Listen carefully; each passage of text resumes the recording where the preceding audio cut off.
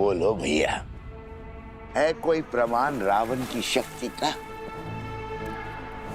है कोई साक्ष्य समंदर पे सेतु बनने का? और अगर लंका में आग लग गई थी तो रावण और उसके सैनिक कैसे बच गए? युद्ध कैसे किया? है? बात करते हैं।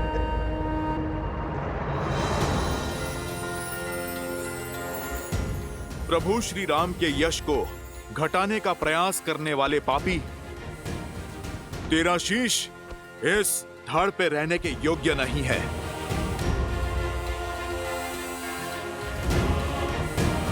बजरंग बली हनुमान, जय जय महाबली हनुमान।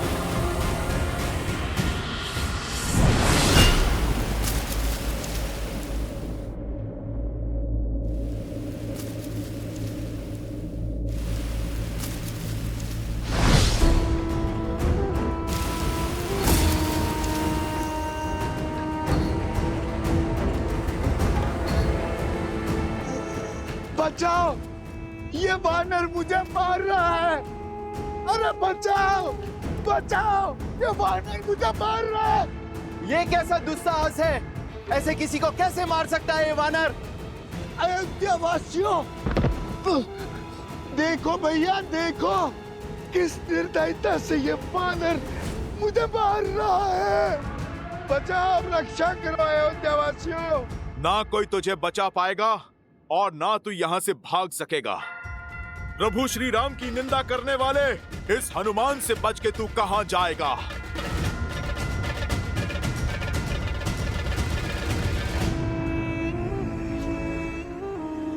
मैं कहां भाग रहा हूं राम भक्त? मैं तो तुम्हें भगा रहा हूं, तुम्हारे साथ खेल खेल रहा हूं। तुम मुझे पराजित नहीं कर सकते। तुम जितनी बार भी मेरा सर धड़ से अलग करोगे, उतनी बार वहां एक नया सर उत्पन्न होगा।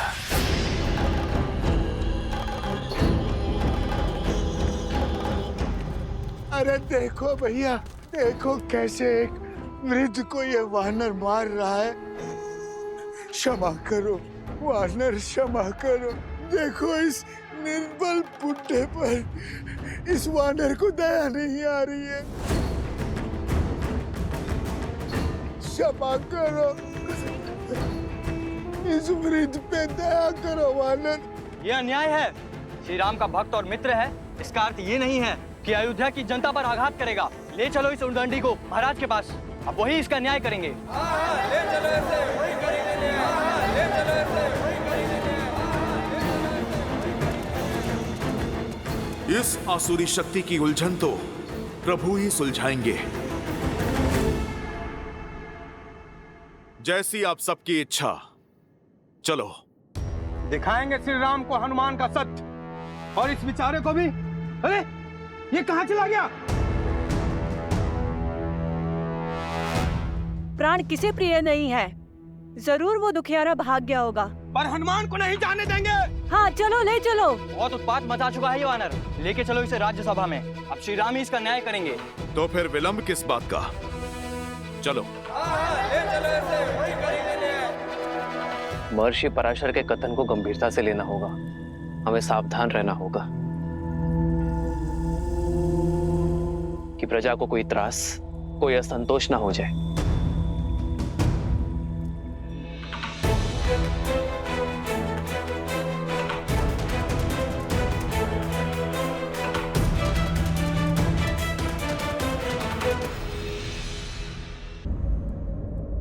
क्या हुआ?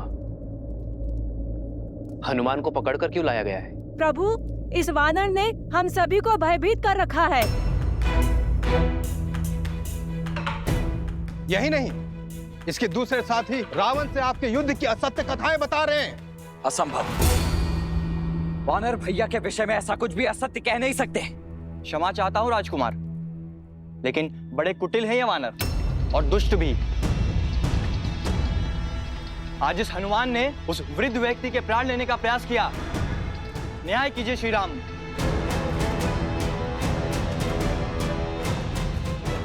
प्रभु, मैं मौन।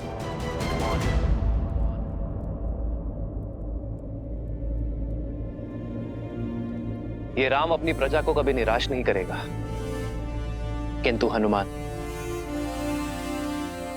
मेरे मित्र वानरराज सुग्रीव की प्रजा है। उसका न्याय, उसे दंड देने का अधिकार केवल मेरे मित्र वानरराज सुग्रीव को है। अयोध्या वासियों, वानरों की ओर से यदि किसी को भी असुविधा हुई हो तो मैं क्षमा चाहता हूं। मैं वचन देता हूं कि कोई भी वानर अयोध्या के किसी भी वासी को कोई क्षति नहीं पहुंचाएगा और हनुमान को किष्किंधा के नियमानुसार दंड दिया जाएगा। प्रणाम अयोध्यापति।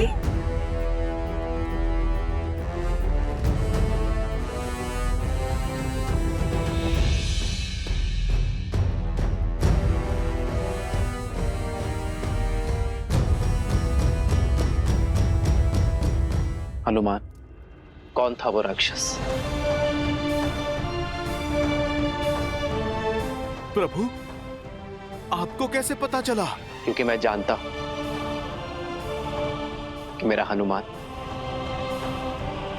कभी किसी निर्दोष नागरिक को पीड़ा पहुंचा ही नहीं सकता। मुझे पूरी बात बताओ हनुमान। प्रभु, मुझे सूचना मिली कि कोई नगर में असत्य निंदा कर रहा है। एक सर कटा तो दूसरा उत्पन्न हो गया। अवश्य ही कोई आसुरी शक्ति है वो। जो विपदा आने वाली है उसके अस्त्र तलवार या भाले नहीं, असत्य, लोकवाद, झूठी निंदा, ये सब उसके अस्त्र हैं। महर्षि पराशर का कथन उचित था। यह असुरी माया अवश्य ही किसी घोर संकट का कारण बनेगी।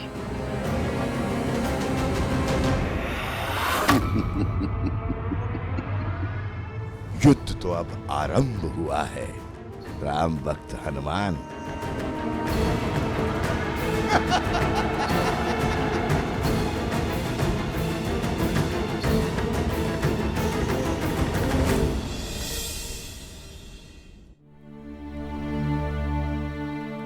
एक सर कटा तो दूसरा उत्पन्न हो गया।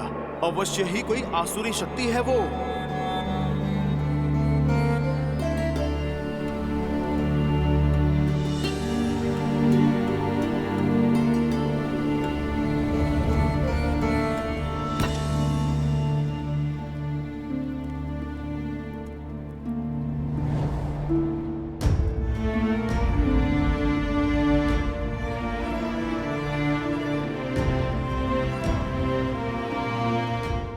सब ठीक है ना आर्य?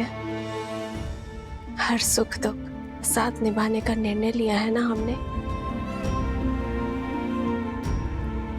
चिंता नहीं चिंतन है सीते। राज्य अभिषेक की सौगात के साथ राज्य का दायित्व जो मिला,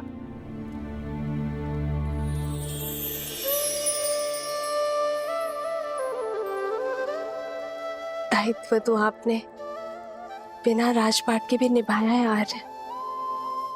संसार के हित के लिए संघर्ष किया। जो रावण के नाम की समस्या को समूल निस्तरण कर सकते हैं, वो मेरे राम अयोध्या को भी तार देंगे।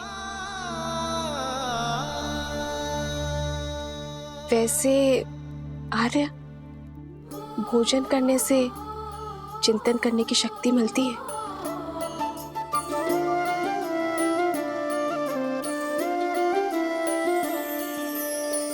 जन्म जन्म का है ये संगम, राम रतन सीता वैभव धन।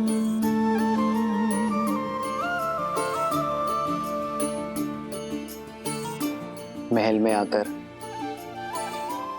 वन को तो नहीं भूली ना? वन का भोजन स्मरण है? राम सिया राम सिया राम सिया राम, राम सिया राम सिया राम। वो स्मृतियां तो मैं आने वाले जन्मों में भी नहीं भूल सकती हार।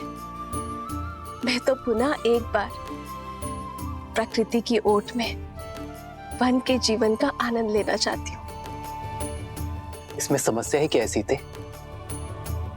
राम तो सीता की हर इच्छा पूरी करता है, और ये तो महारानी की इच्छा है, ये तो शीघ्र ही पूर्ण करूंगा।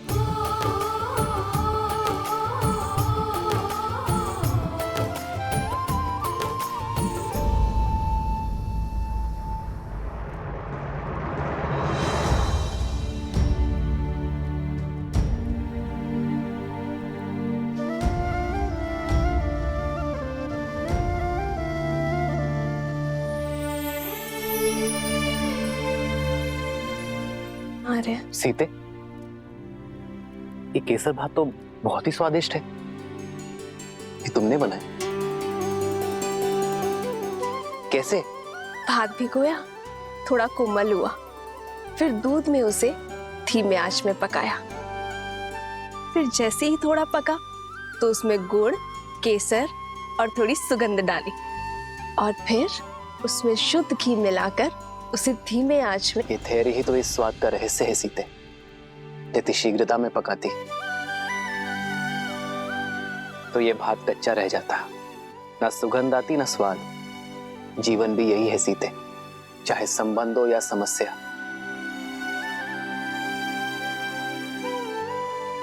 समय की आज के साथ ही इसे समझा जाता है और सुलझाया भी जाता है। और यदि शीघ्रता दिखाई तो सुख और शांति नहीं, चिंता और दुख मिलेगी। स्पष्ट कहिए आर्य। मैं तुम्हें बातों में नहीं उलझा सकता सीते, और तुमसे असत्य भी नहीं कह सकता, इसलिए समय दो सीते, क्योंकि सत्य कहने का समय अभी आया नहीं। समस्या को जानने से पूर्व उसकी चर्चा करना उचित नहीं है।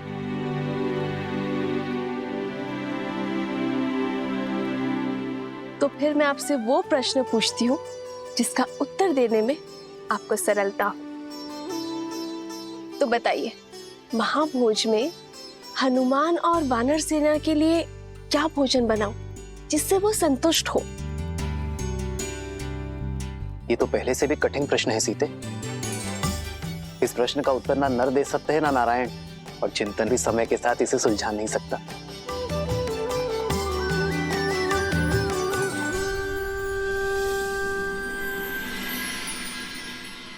हमें प्रयास करना होगा कि किसी को धन का अभाव ना हो, और इसलिए दान नहीं, जीवन जीने के लिए रोजगार की व्यवस्था करनी होगी। दान व्यक्ति को अशक्त बनाता है, पर कार्य व्यक्ति को सक्षम बनाता है। सरयू पर बांध की व्यवस्था से अयोध्या वासियों को रोजगार भी मिलेगा और अकाल से मुक्ति भी। प्रजा और राज्य दोनों सुजलाम सुफलाम होंगे।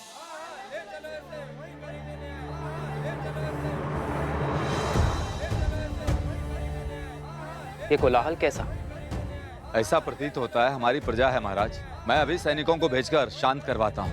राजा को शांत नहीं, संतुष्ट करना होता है सुमंत जी। प्रजा का सुख मुझ तक पहुंचे ना पहुंचे, उनका असंतोष अवश्य पहुंचना चाहिए।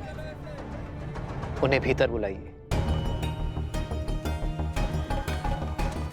रक्षा करिए महाराज, रक्षा कीजिए, हमारी रक्षा कीजिए, रक्षा कीजिए, हमारी रक्षा कीजिए, रक्षा कीजिए महाराज, रक्षा कीजिए महाराज, रक्षा कीजिए महाराज। शांत हो जाइए। जो बात है निसंकोच कहिए, निर्भय होकर कहिए। हमारे प्राण संकट में है, रक्षा कीजिए महाराज, हमारी रक्षा कीजिए, हमारी रक्षा कीजिए। पश्चिम की ओर से राक्षसों ने हमारे ऊपर आक्रमण कर दिया और हमारे अनेकों भाइयों को उन्होंने मार डाला। हमारा धन दान सब कुछ लूट लिया उन्होंने।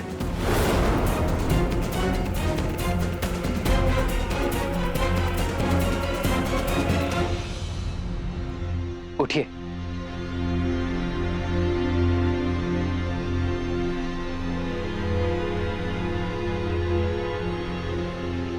कौन है ये राक्षस? क्या नाम है उसका?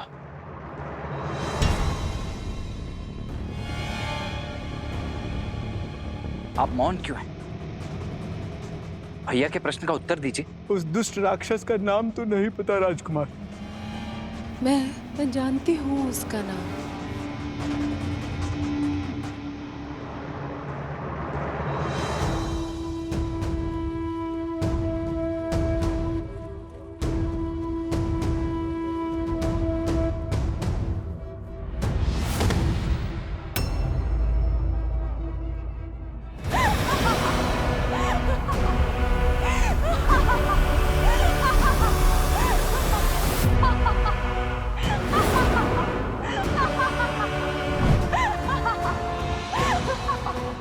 शूर्पणखा। रुक जाओ लक्ष्मण। मेरे मामा भस्कर्ण ने मचाया है ये हाहाकार तुम्हारे राज्य में राम। वो भास्कर्ण जो संपूर्ण राक्षस कुल का प्रतिशोध लेंगे, हमारे खोए हुए मान सम्मान को लौटाएंगे। है बल तो आओ और लड़ो उनसे, बचा लो अपनी इस अयोध्या को।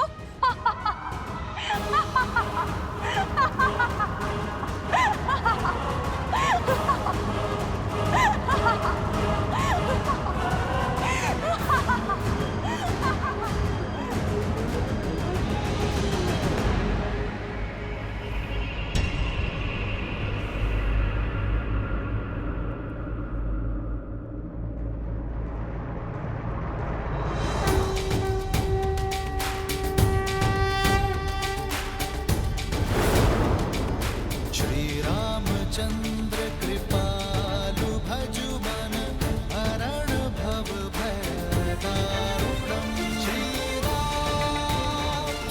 राम राम राम श्री राम। अधिक प्रसन्न मत हो तुम। भूल गए कैसे एक ही बाण से तुम्हारे प्राण संकट में ला दिए थे मेरे भाई ने? भूल गए मेरे भाई अहिरावण ने तुम दोनों भाइयों को कैसे बंदी बनाया था पाताल में? भूल तो तुम गई हो शूर्पणखा। कैसे एक ही प्रहार से अपने कान और नाक दोनों खो बैठी थी तुम। अभी स्मरण करता हूं। नहीं लक्ष्मण, अधर्म चाहे जितनी शक्ति बटोर ले, वो धर्म की धरा पर पग नहीं रख सकता। ये शूर्पणखा नहीं, केवल उसकी माया है जिसका लक्ष्य है भय फैलाना। शूर्पणखा केवल संदेश देने आई है। उसे अपना कर्म करने दो, धर्म निभाने दो। अधिक समय शेष नहीं है तुम्हारे पास राम। जो करना है कर लो। हर क्षण के साथ तुम्हारी इस प्रजा को हम राक्षस बना देंगे।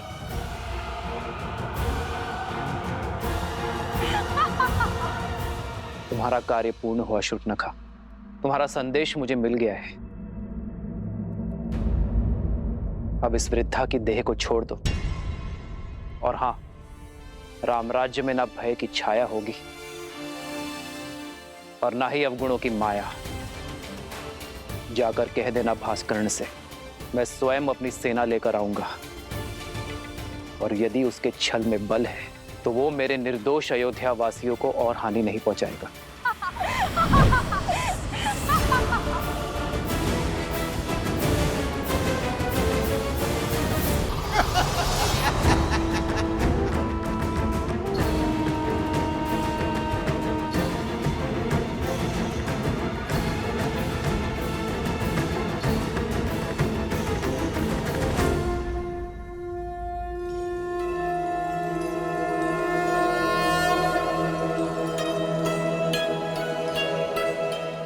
माता, आपने स्मरण किया?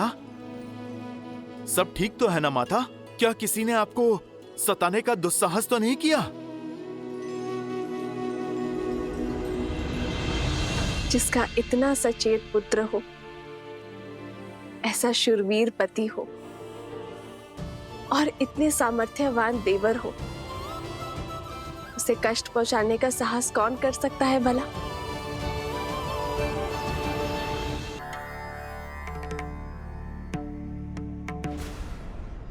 सहस्त्रमुख,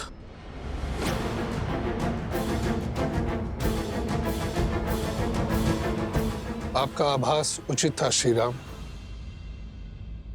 भास्कर्ण वो आसुरी शक्ति नहीं है जिसकी चिंता हमें घेरे हुई थी। आपकी चिंता का विषय सहस्त्रमुख रावण था। हाँ ऋषिवर, समझ रहा हूं कि उसकी काली छाया प्रवेश कर चुकी है। ये वो असुरी शक्ति है जो बाहर से नहीं भीतर से प्रहार करती है। लोक अपवाद और असंतोष उसके अस्त्र हैं।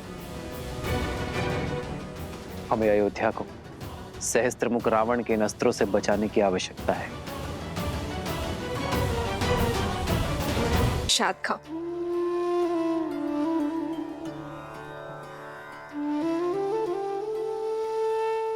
तुमने केवल मुख से ही माता नहीं कहा हनुमान, मन से भी माना है।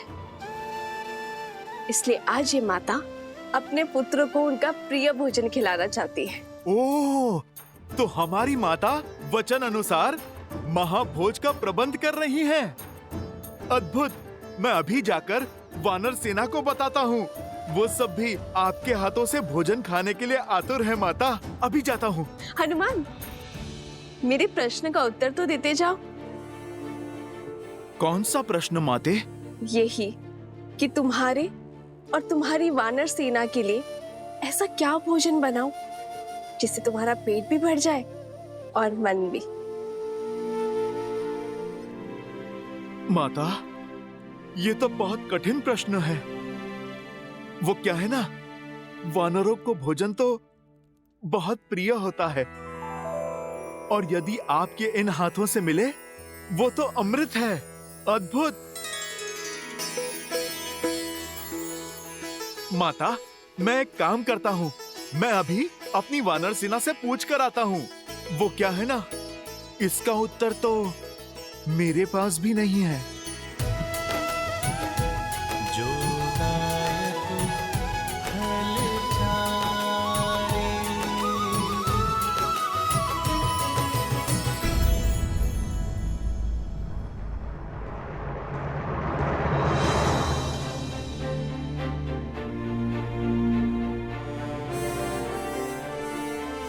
ना हमारा शत्रु सरल है और ना ही उससे यह युद्ध सरल होगा। इस युद्ध को जीतने के लिए बल से अधिक बुद्धि का प्रयोग करना होगा। शत्रु की शक्ति का भान हमें लेना होगा। किंतु महाराज, हम शस्त्र से लड़ सकते हैं, माया से नहीं। मुझे आज्ञा दीजिए भैया। वन में आने को मायावियों को धराशायी करने का अनुभव है मुझे। इन्हें भी परास्त करने का कोई ना कोई मार्ग अवश्य ढूंढ ही लूंगा मैं। लक्ष्मण, वन में आए संकट और प्रजा में छाए आतंक में अंतर होता है। सर्वप्रथम हमें इस बात का ध्यान रखना होगा कि हमारी प्रजा आतंकित ना हो।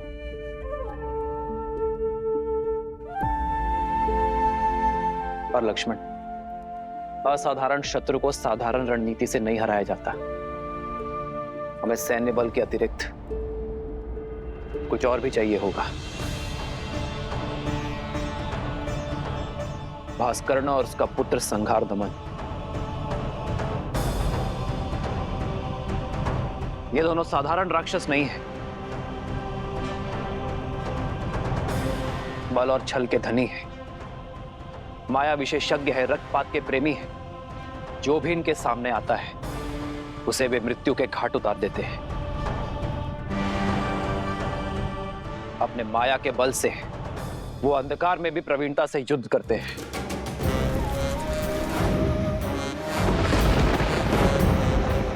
ब्रह्मदेव के वरदान अनुसार भास्करण तो न धरती पर मारा जा सकता है, न जल में और न ही आकाश में। भास्करण का पुत्र संघार दमन, जिसमें सहस्त्रों बैलों का बल है, जिसके सानिध्य में आठों दिशाएं, सागर का बवंडर और चक्रवात है।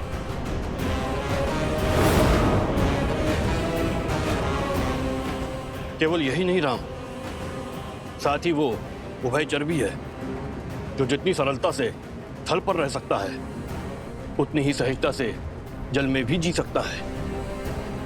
ब्रह्मदेव के वरदान के अनुसार उसकी मृत्यु जल के भीतर ही हो सकती है, वो भी तब जब उसकी श्वास नली काट दी जाए।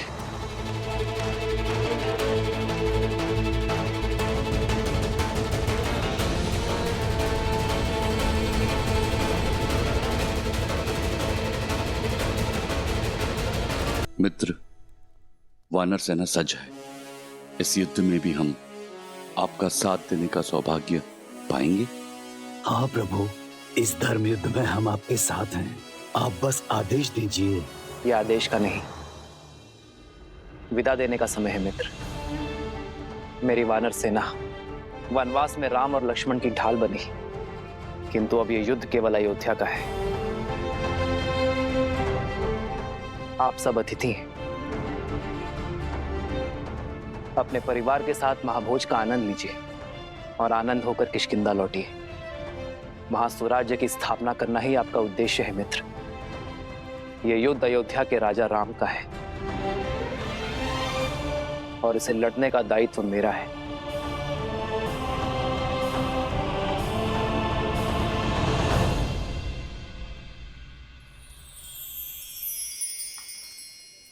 ये क्या है हनुमान? माता, ये खाने की सूची। इतनी बड़ी सूची? ये तो केवल आरंभ है माते। सूची तो बहुत लंबी है। माता, आप भोजन खिलाकर हमारे तन और मन को तृप्त करना चाहती है ना? आपने मेरी सहायता मांगी तो लीजिए, मैं सूची ले आया। माता, निभा दिया मैंने अपना कर्तव्य।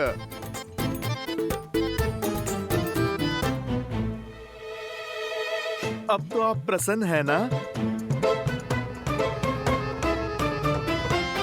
हाँ, प्रसन्न हूँ। उर्मिला, चलो शीघ्र अतिशीघ्र भोजन बनाना आरंभ करते हैं।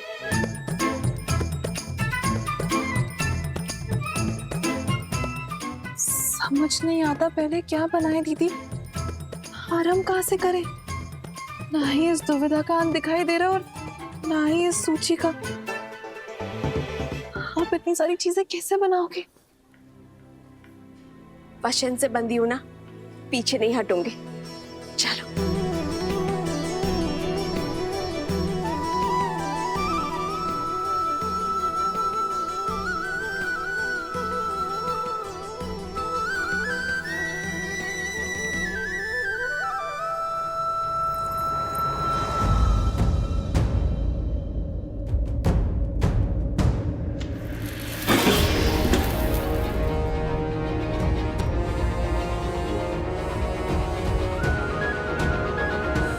सीता, दीदी,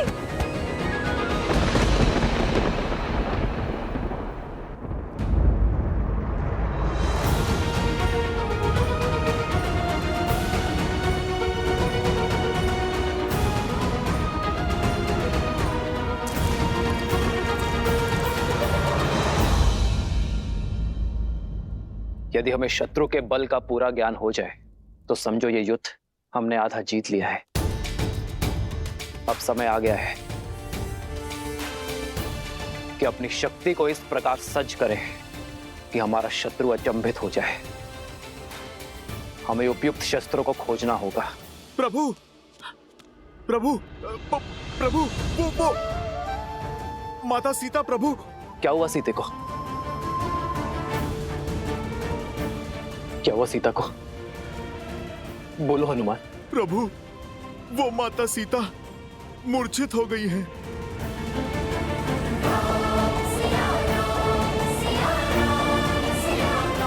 सीते,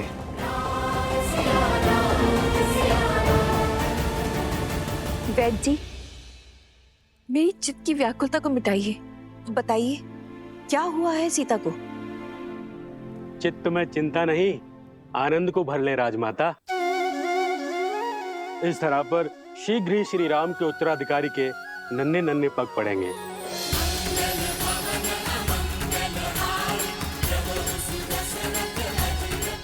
महारानी सीता रघुकुल का वंशज लाने वाली हैं।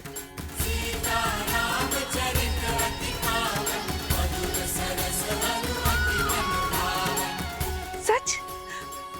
मेरे राम की संतान आने वाली है। आपको कोटि कोटि धन्यवाद।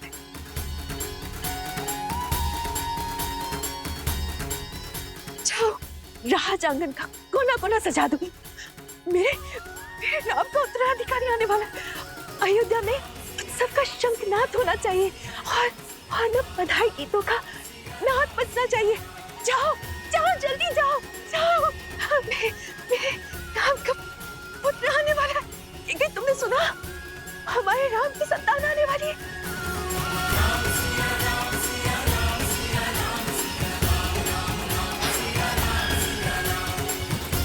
सुनो सुनो सुनो, शुभ समाचार है। महारानी सीता माँ बनने वाली है। महारानी सीता माँ बनने वाली है।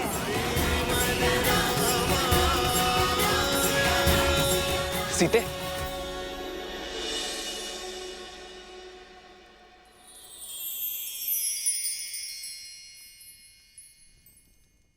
सीते, क्या माँ? सीते, पुत्र को पिता बनने की बहुत बहुत बधाई। मंगल भवन अमंगल हारी, द्रवहु सुदशरथ अजिर बिहारी। राम सिया राम जय जय राम। राम सिया राम जय जय राम। अरे अब भावों में बहती ही रहोगी या तैयारियां भी करोगी? पूरे राजमहल और सारी अयोध्या में उत्साह और उत्सव का रंग भी तो बिखेरना है। चलो चलो सखियो। हो हर्षित रही नगर के लोगा, करहि सकल सुर दुर्लभ भोगा। अब पहले से अधिक ध्यान रखना होगा तुम्हें सीता का। इस अवस्था में पत्नी का संबल और पति का साथ उसका प्रेम ही तो होता है। अहनिसि विधि मनावत रही, श्री रघुबीर चरण रति चाही। चलिए दीदी, अब पत्नी पति को समझाएगी उसे क्या सुविधाएं चाहिए। राम सिया राम सिया राम सिया राम। राम सिया राम सिया राम। राम सिया राम सिया राम सिया राम। राम सिया राम सिया राम।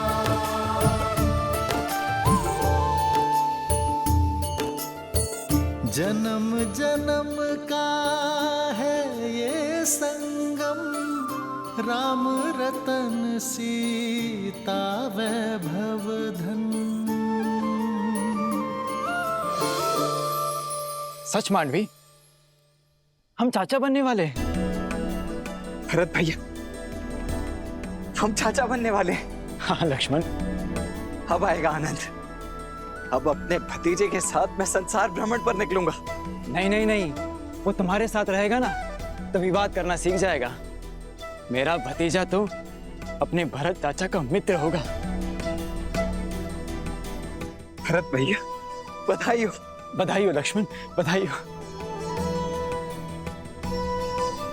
आज महाराज दशरथ होते तो राम की संतान का समाचार पाकर फूले नहीं समाते।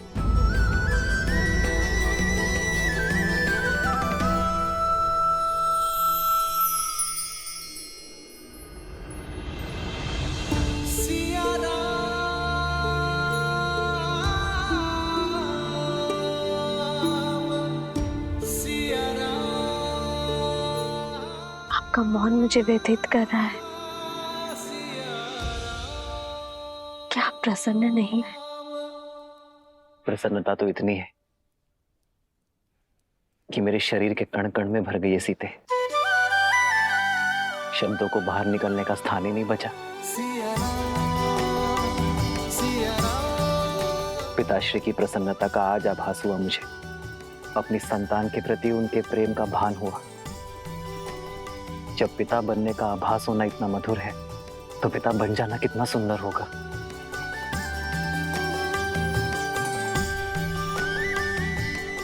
जीवन में सदा मेरा साथ और समर्पण दिया है तुमने सीते, किंतु आज उससे बड़ा उपहार देने के लिए तुम्हारा धन्यवाद। रघुकुल का कुलदीपक आने को है, ऐसे में महारानी का आहार विशेष और विशिष्ट होना चाहिए। राजमाता प्रणाम। मैया ने संसार का सबसे बड़ा सुख दिया है प्रभु को। आप उनसे कहिएगा अब वानर सेना भोज का 2 गुना आनंद उठाएगी। पुत्र तो माता की व्यथा समझ गया, किंतु क्या व्याकुल वानर सेना समझ पाएगी? सीता रसोई घर में नहीं जा सकती, 3 मास तक कोई श्रम नहीं कर पाएगी। होने वाली संतान के लिए माता का विश्राम करना अति आवश्यक है। भोजन अब वो पुण्यवासन संस्कार के पश्चात ही बना पाएगी। माता, ये तो शुभ है। कुमार और प्रभु श्री राम का भोज एक साथ हो जाएगा। और आप वानर सेना की चिंता ना कीजिए। हम वानर तन से चाहे कितने भी कठोर हों, मन से उतने ही भोले और कोमल है माता। उन्हें तो मैं व्यंजन की और भी लंबी सूची बनाने में उलझा दूंगा माता। माता, प्रभु श्री राम के पुत्र के लिए उनके भक्तों को ये प्रतीक्षा भी स्वीकार है।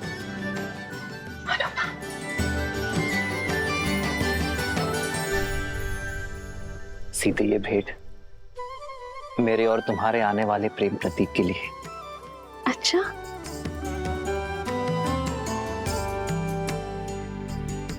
संसार में आने से पहले ही इसने आपका प्रेम भी बांट लिया। हाँ, मैंने तो बांटा है, पर कदाचित तुम मां बनने के पश्चात मेरे साथ अन्याय ना कर बैठना। संतान को लेकर स्त्रियां कई बार अपने पति के साथ अन्याय कर बैठती। वो तो है। आइए देखते हैं कि आप इसके लिए क्या लाए हैं।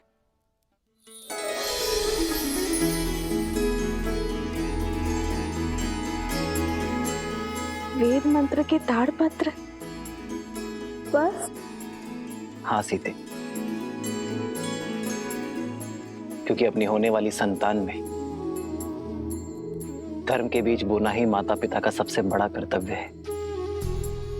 एक स्त्री को तो जीवन भर उपहार में वस्त्र और आभूषण मिलते हैं, किंतु गर्भावस्था में एक स्त्री के लिए उत्तम भोजन और ये पुस्तक ही सर्वश्रेष्ठ उपहार होता है। अयोध्या के नए युवराज आने को हैं। कितना शुभ समाचार है ना? हाँ, ईश्वर करे महारानी और उनकी संतान को सुखी रखे एकदम। बहुत शुभ समाचार है सच में। कितनी खुशी की बात है ना ये।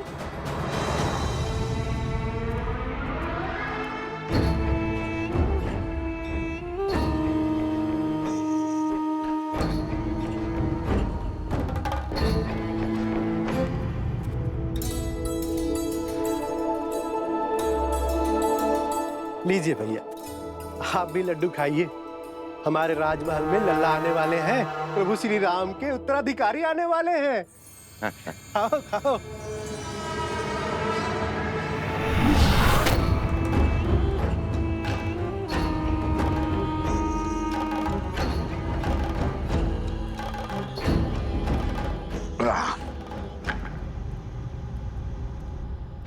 भैया, क्या ये सत्य है?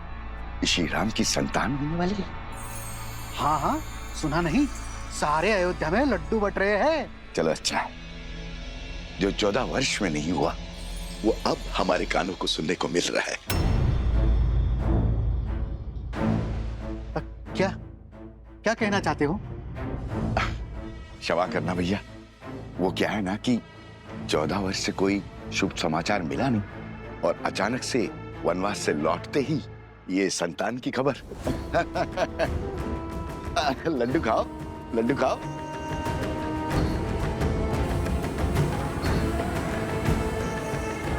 किसने अयोध्या की गरिमा पर इतना बड़ा घोर लांछन लगाया है?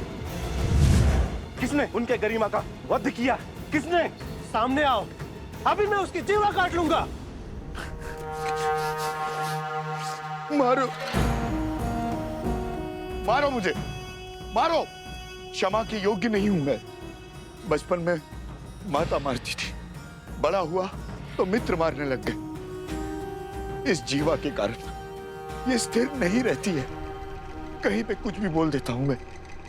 घोर अपराध हो गया, मुझे स्वयं को दंड देना होगा। मैं स्वयं को दंड दूंगा। दंड देना होगा, दंड देना होगा, दंड देना होगा, दंड देना होगा, दंड देना होगा। ए रुको, रुको। अरे क्या कर रहे हो?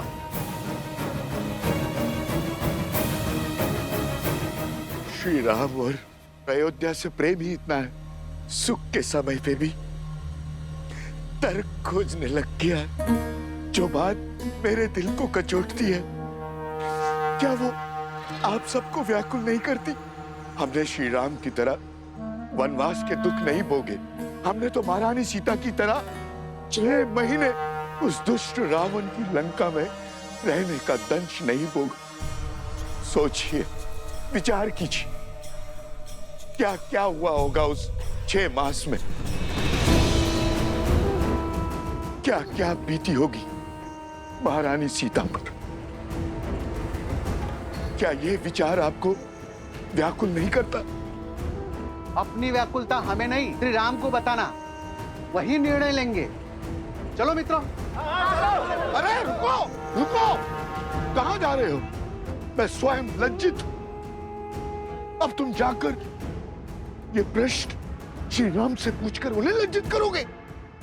वो श्री राम जिन्होंने अयोध्या को मान दिया, सब मान दिया, उन्हें लज्जित करोगे?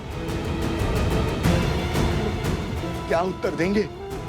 उनका तो स्वयं संबंध है इस घटना से। देवी सीता के लिए रावण का वध किया है श्री राम ने।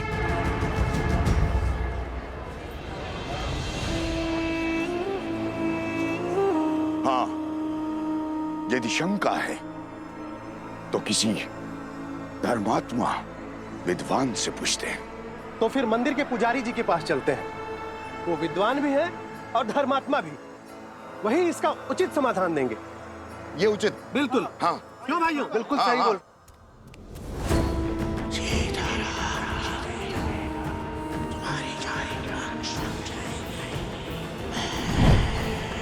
वनवास का वास्तविक अर्थ है अपने नगर से, अपने घर से, अपने सुखों से, गृहस्थ कर्म से पूर्ण संन्यास, यानी ब्रह्मचर्य। श्री राम जैसा पुरुष जिसके मन में धर्म के संस्कार बसते हों, वो वन के वातावरण में संतान को जन्म देके उस संतान को धर्म से वंचित नहीं कर सकता। वो अपना ब्रह्मचर्य नहीं तोड़ सकता। इसीलिए 14 वर्षों में कोई संतान नहीं हुई। उचित कहा पुजारी जी। हमारा संदेह मिटाने के लिए धन्यवाद पुजारी जी। चलो भाइयों। रुको। वाह पुजारी जी वाह, धर्म की बात तो कर ली, अब सत्य पे आइए पुजारी जी। क्या है सत्य का आधार?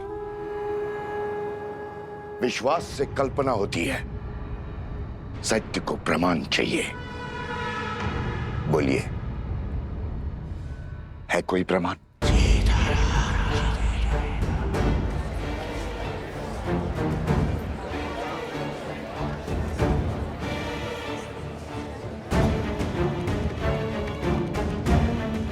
क्या हुआ पुजारी जी? सत्य की आंधी ने विश्वास का आवरण उड़ा दिया। अरे अभी समय ही